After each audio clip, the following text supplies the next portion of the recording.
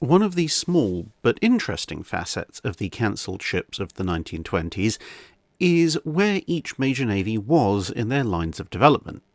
The British had finished the G3 and N3 designs, but work on what might come after them was still in the very early stages. The Americans, on the other hand, had put in a fair degree of work into what might succeed the South Dakota class, but no firm decision had been made by the time of the Washington Treaty. In Japan, though, things were quite far along. Whilst the Tosas and the Amagis, the rough analogues to the South Dakota Lexington and N3 G3 pairs, were under construction, the next class, the Keys, had been finalised, and in the case of the first two ships, ordered, and their successors were also pretty much drawn up and finalised. These latter vessels would not have a class name, since Japanese ships weren't assigned names until quite late in their design and build process, as compared to some other nations.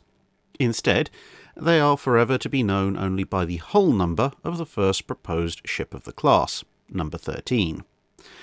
The idea was, as with the Keys, to combine the speed of a battlecruiser with the firepower of a battleship.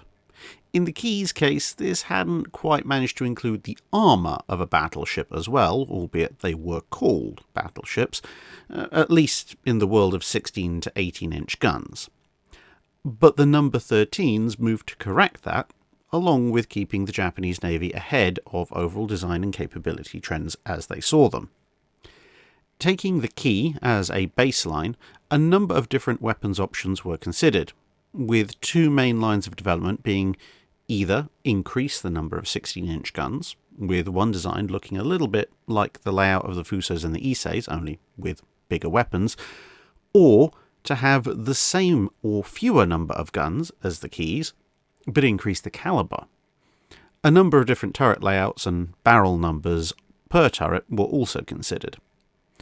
As the design was finalised, compared to the Keys, the single largest change was upgrading the armament, which would now consist of 8 18-inch guns in 4 twin turrets, a pair superfiring forward and a similar pair aft. The secondary battery remained the same at 16 single casement-mounted 140mm or 5.5-inch guns mounted in the superstructure. Anti-aircraft armament doubled, albeit this was still only 8 single 4.7-inch guns clustered amidships, which was, I guess, alright for the early 1920s, but by the time they would have seen action in the late 1930s, it would have been more along the lines of, well, I suppose it's the thought that counts. 8 above-water torpedo tubes, 4 to a side, completed the ship's armament. Armour was increased, with the deck going up just a fraction to 5 inches, and the main belt, however, now was 13 inches thick, which might not seem that great, facing off against 16-inch and 18-inch shells, but it was also partially angled at 15 degrees in some areas to help improve resistance. But such, relatively speaking, thin armour was considered an acceptable compromise in exchange for speed, which was estimated to be about 30 knots, delivered courtesy of 150,000 shaft horsepower driving 4 screws, an increase in power plant of almost 20,000 shaft horsepower over the Keys, this increase being necessary in order to move the additional weight of armour and weapons through the water at a similar speed to the previous vessels, since the new ships would displace about 47,500 tons on normal displacement and considerably more at full load. The firepower of the ships wasn't in and of itself especially notable for the period. The N3s would have had 9 18-inch guns, and many of the proposed South Dakota successor designs had 8 18-inch guns in an almost identical layout to the number 13s. But what stood the Japanese design apart was that sheer speed.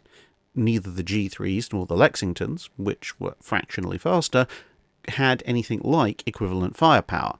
Indeed, the British had initially tried to pull off something similar to the number 13s, with designs like the K2, K3 and I3, but had ultimately concluded, largely for infrastructure reasons and secondarily for economic reasons, not to go ahead with those options. 4 ships were planned, with construction due to start in 1922, which actually would have meant that the first number 13s would have been built essentially in parallel with the last 2 Keys.